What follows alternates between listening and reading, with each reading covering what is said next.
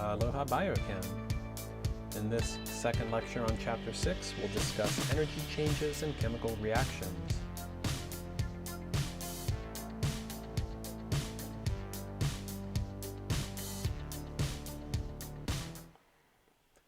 So we're moving along.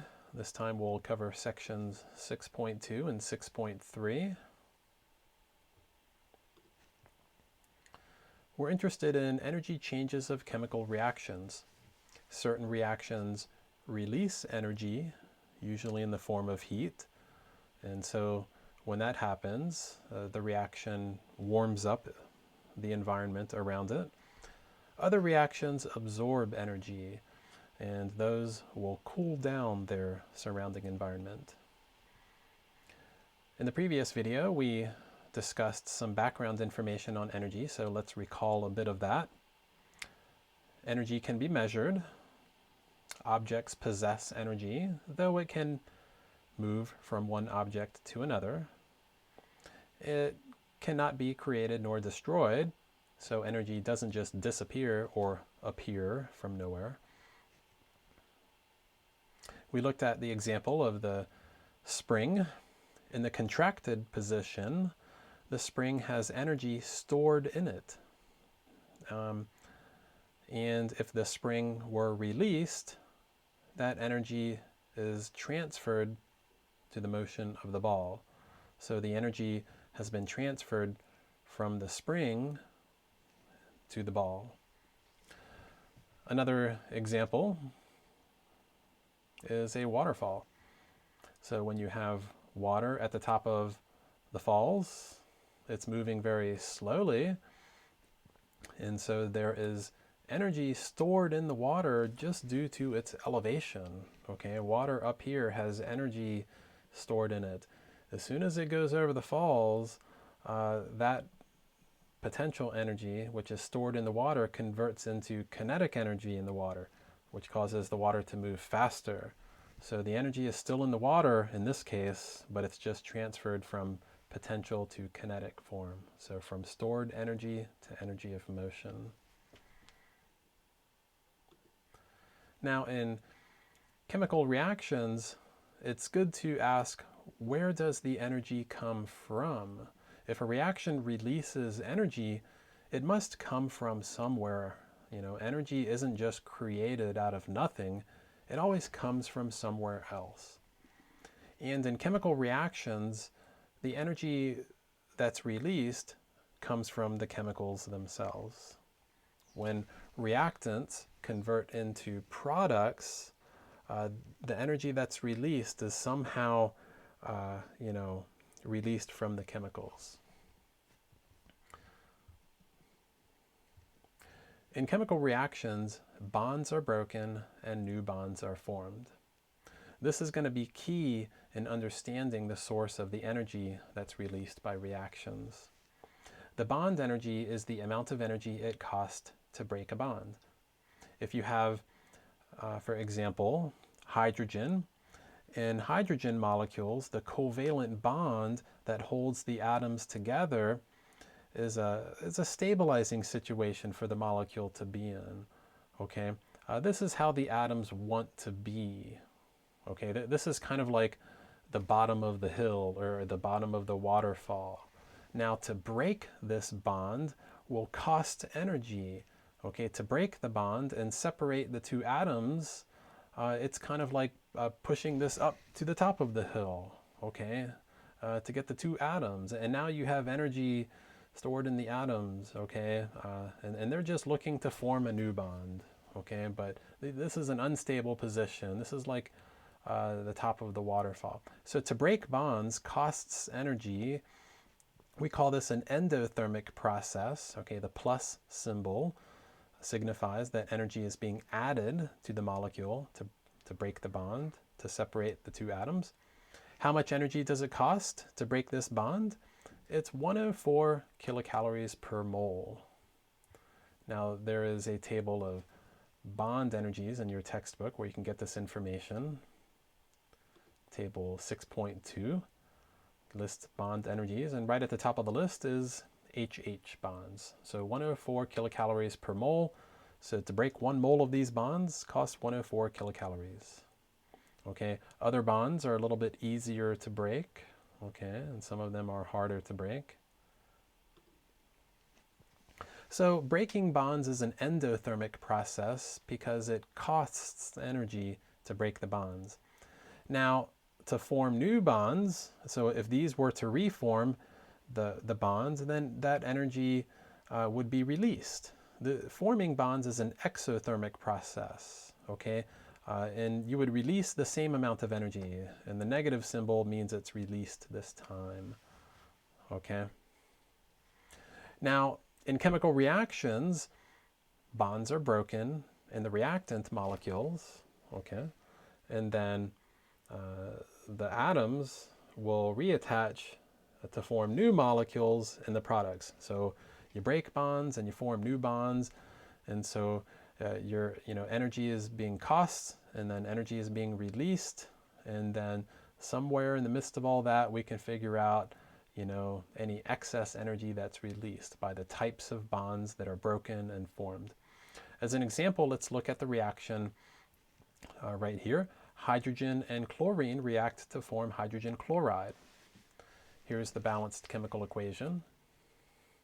And I've drawn the reactant molecules on the left. Okay, your 1 mole of hydrogen is represented by 1 molecule. To break this bond costs 104 kilocalories per mole. Okay, and then the chlorine, got 1 mole of chlorine, so here's its molecule, and to break a chlorine bond is 58 kilocalories per mole. Okay, that was also in the table right here. So hydrogens and then chlorine is 58. Now in the products, you're going to form HCl, which is 103. Okay, the product molecules are HCl, and you got 2 moles of them, so I've drawn 2 molecules, and that's going to be 103 each. Now this time the bonds are being formed, so I put a negative symbol in front of the energy. This time the energy is being released, okay?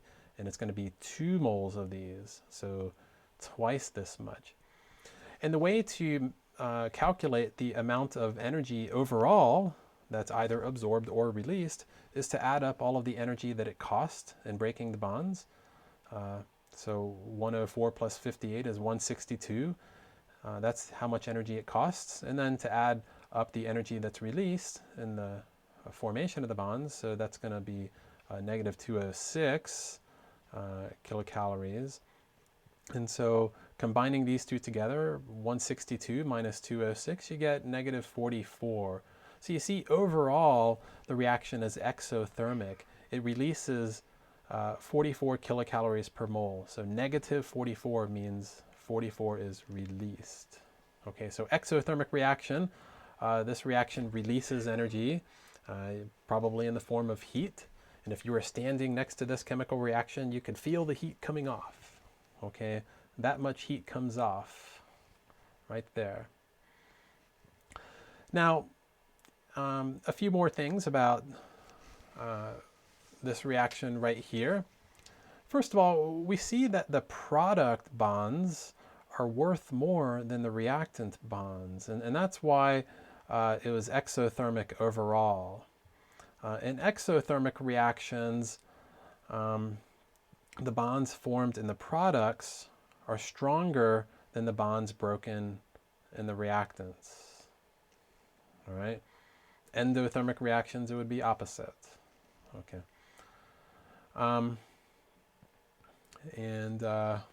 Another thing about this reaction is its energy diagram. These are also called energy profiles.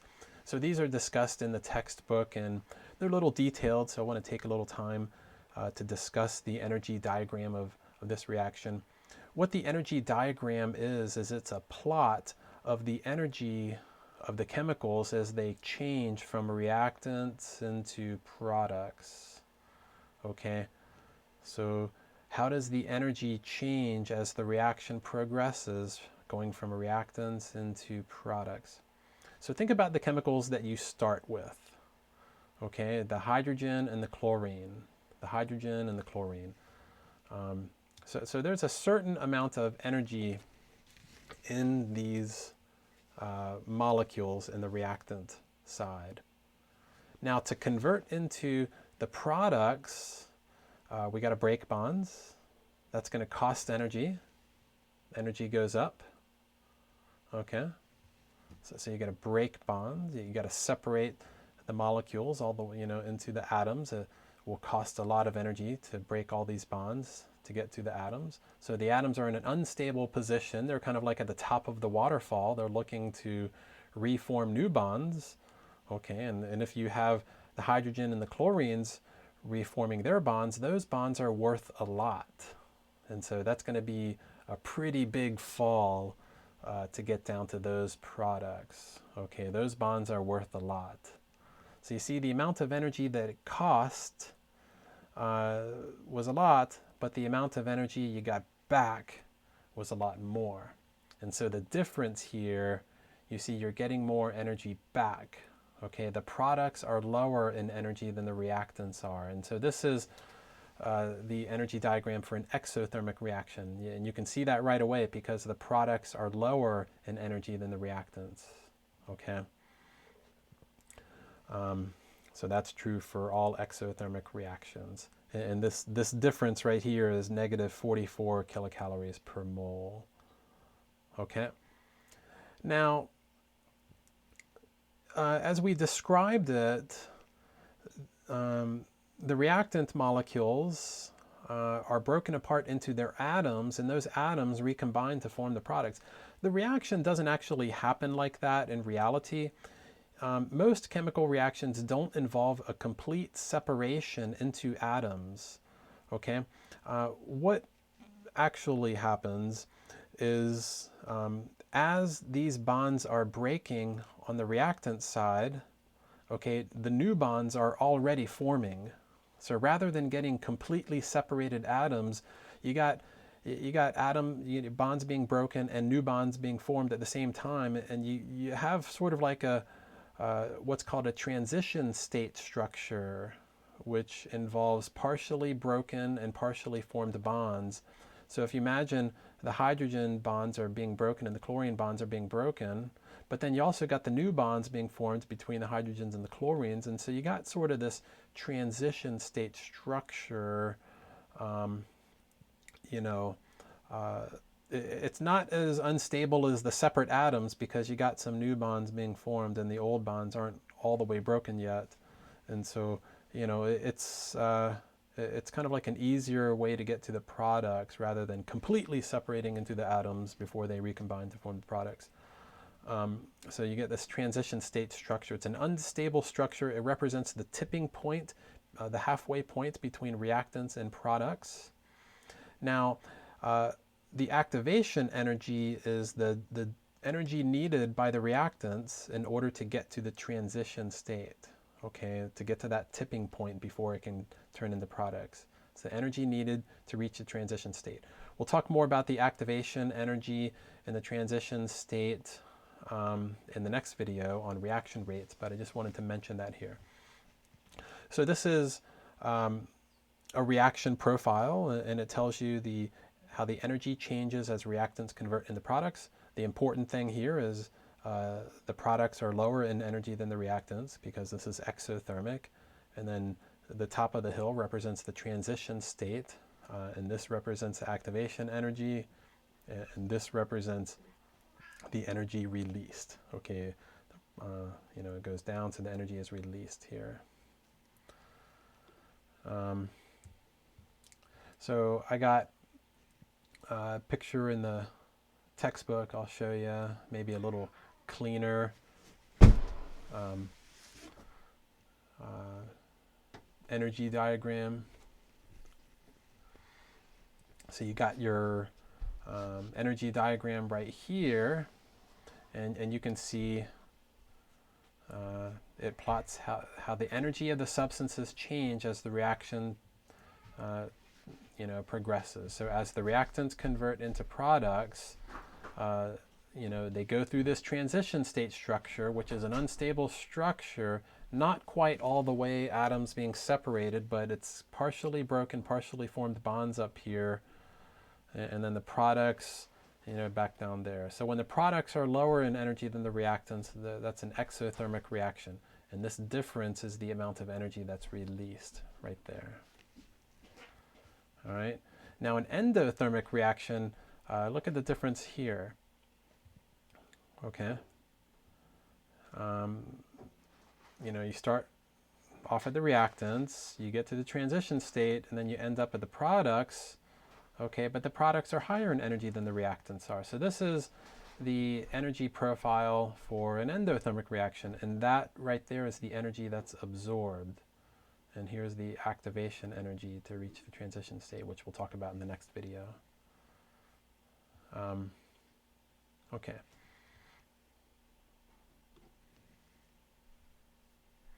Now, let's take a look at a specific example of an endothermic reaction. Okay, dissolving ammonium chloride in water. This reaction right here is what's used in some cold packs. So you ever have cold packs? They come in handy. Cold packs, get cold just by mixing the chemicals inside them. And that's the way hot packs work too. So cold packs utilize endothermic reactions that suck up the heat around them, and hot packs utilize exothermic reactions that release heat. All right, so this one is a cold pack. So this is an endothermic reaction, and the reaction actually is a physical reaction. It's not a chemical reaction. It's just taking ammonium chloride solid and dissolving it in water to get aqueous ammonium chloride. Now, dissolving this in water is an endothermic process, and the amount of energy that's absorbed is 20 kilojoules per mole. Okay, see different units of energy for this one, 20 kilojoules per mole. Now,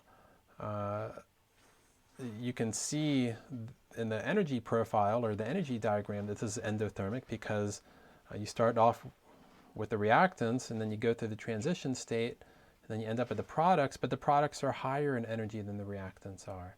So this right here is the amount of energy that's absorbed. That says 25, it should say 20. It's a little typo here. The way a cold pack works, so you got your cold pack again. See, on one side of the compartment, you got your ammonium chloride. On the other side, you got your water separated by a seal. If you break that seal, you squeeze it, then the ammonium chloride mixes with water, and then the reaction starts happening. The stuff starts dissolving, and it starts absorbing heat from the surroundings. Okay, it's sucking up heat, and anything that touches it, it's sucking up heat from it. So if you touch it to you, it's sucking up heat from you. And so endothermic reactions feel cold. Now, we can do a calculation involving this reaction right here. Okay, so the following question asks, how many kilojoules is absorbed when 10 grams ammonium chloride dissolves in water? So 10 grams ammonium chloride dissolves, how many kilojoules is absorbed? Now, from the chemical reaction, we see that the amount of energy absorbed is 20 kilojoules per mole. And the way we should interpret this is, when you do a perfect reaction, when 1 mole of this reacts to form 1 mole of that, 20 kilojoules is absorbed. And so 1 mole of ammonium chloride dissolving means 20 kilojoules absorbed. So if we can figure out how many moles dissolves, then we can use this to get kilojoules absorbed. Well, we can convert grams to moles using the molar mass. 1 mole of ammonium chloride is 53.491 grams. You get that from the periodic table by adding up the atomic masses of nitrogen, hydrogen, and chlorine. And you got 4 hydrogens, and multiply that one by 4. You add that all up and you get 53.491. Okay? So we can take our 10 grams of ammonium chloride, convert grams to moles, and then moles to kilojoules. It's a 2-step conversion. So here it is. You start off with your mass, convert grams to moles, moles to kilojoules. You see your units canceling, and the calculation yields 3.7 kilojoules. All right, you're limited to 2 sig figs because of the energy absorbed by the chemical reaction. It was only reported in 2 sig figs. So this is an endothermic reaction. Now, most reactions are actually exothermic, okay? But there are a few endothermic reactions. I'll show you an example of one of each right here. Okay, the one on the top is the combustion of methane. So here's methane, being produced by decomposing waste material in landfills. Okay, if you take methane gas and you burn it, well, it's exothermic. It releases heat. That's usually the case in combustion reactions. You burn something, it feels hot. It's because it's releasing a lot of heat. So when you burn 1 mole of methane, 213 kilocalories of heat is released. So the negative symbol on the delta H means it's released. So endothermic reactions are more rare. Okay, we saw one in the cold pack. And here's another one. Photosynthesis. Okay, leaves cause photosynthesis to occur. And what that is when you have green plants and leaves and stuff, it takes the carbon dioxide in the air and the water and it combines those to get glucose and oxygen. And this is quite endothermic. A lot of energy is absorbed here, 678 kilocalories. So when you take 6 moles of this and 6 moles of that to get 1 mole of this and 6 moles of that, 678 kilocalories is absorbed. So that's quite a lot. Now, our last calculation takes a look at a very similar reaction. In fact, it's the opposite of this. So I'm going to put this one back over here. Let me put that back up in the corner just so we can see it.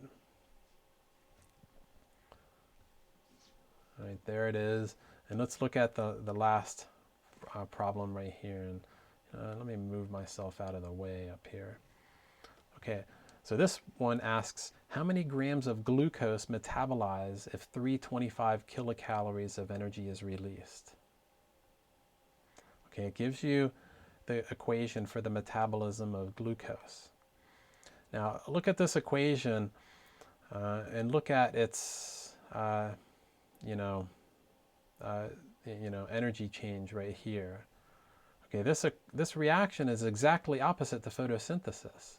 Photosynthesis, you take carbon dioxide and water and you create glucose and oxygen, and it's endothermic by 678. But here, you take glucose and oxygen and you convert them into carbon dioxide and water, and it's exothermic, so it releases 678. So you see, this is the exact opposite of the one we just looked at. Okay. Yeah, it's very easy to metabolize glucose. Photosynthesis is kind of a more harder thing to accomplish. But okay, so how do we do this calculation? It's asking for grams this time, and it gives us the energy. See, last time we were given the grams and we were asked for the energy. This time we're given the energy and we're asked for the grams. Now, from the chemical equation, we see that when 1 mole of glucose metabolizes, you get 678 kilocalories released. Okay, so we can take kilocalories, convert it to moles of glucose, and then we can get from moles of glucose to grams using the molar mass. And if you take 6 carbons, 12 hydrogens, 6 oxygens, you add up all of those atomic masses, you calculate 180.2, and so 1 mole is 180.2 grams. And so there we go. We can take our energy, convert it to moles using the energy change, and then go from moles to grams using the molar mass. So putting it together, you see the energy you start with right here. You convert it to moles, convert moles to grams. You see the units canceling, and the calculation yields 86.4 grams.